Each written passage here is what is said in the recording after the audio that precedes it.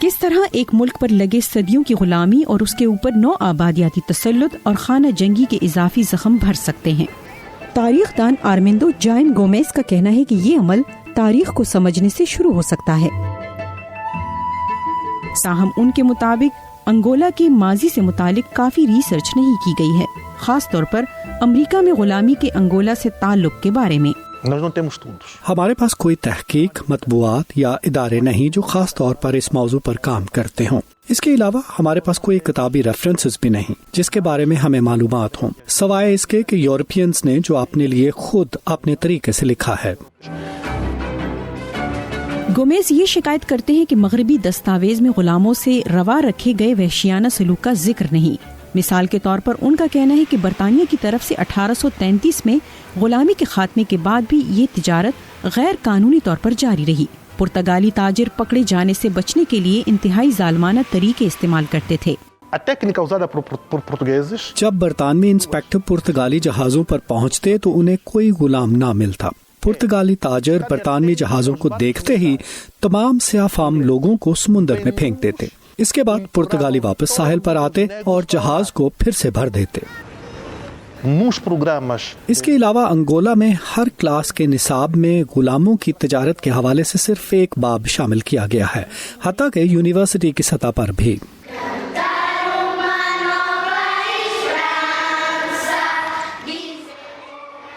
Luanda کے کالیجیو کاجو middle school میں غلامی سے متعلق پڑھائی کے دوران اساتذہ بہت محتاط ہیں کہ کسی کے جذبات مجروح نہ ہوں۔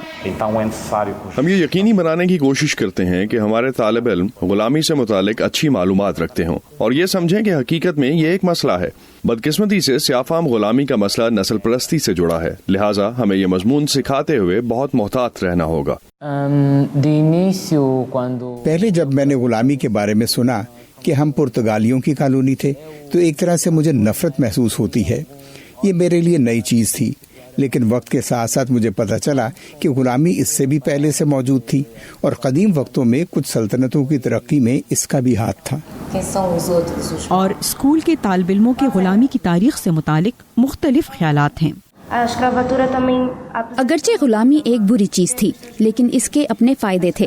غلامی کی وجہ سے یورپ میں بہت سے ملکوں کو فائدہ ملا اور اس طرح افریقہ بھی دوسری ثقافتوں سے روشناس ہوا۔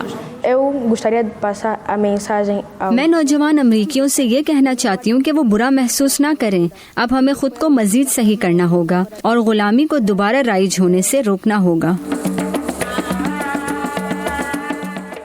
انگولا کی غلامی کی تاریخ اس کی ثقافت سے جھلکتی ہے، اس کے میورلز اور موسیقی میں دکھائی دیتی ہے۔ کیپویرا مارشل آرٹس کی ایک قسم ہے جو غلاموں کی ایجاد ہے۔ وہ بھیس بدلنے کے لیے موسیقی کا استعمال کر کے اپنا دفاع کرتے۔ کچھ کیپویرا کے گیت سیاہ فام لوگوں کی کہانیاں بیان کرتے ہیں، جیسا کہ نیگرو انہیریٹنس جو فیاشکا نے ان کی مشکلات بیان کرنے کے لیے لکھی۔ یہ جاننے کے لیے کہ وہ آگے کہاں جائے گا، ایک شخص کے لیے اپنے ماضی کو جاننا بھی ضروری ہے۔ ماضی کی معلومات کی بنیاد پر فیاشکا چاہتے ہیں کہ انگولا کے طالب علم یہ بھی کہیں کہ وہ چاہتے ہیں آگے بڑھنا۔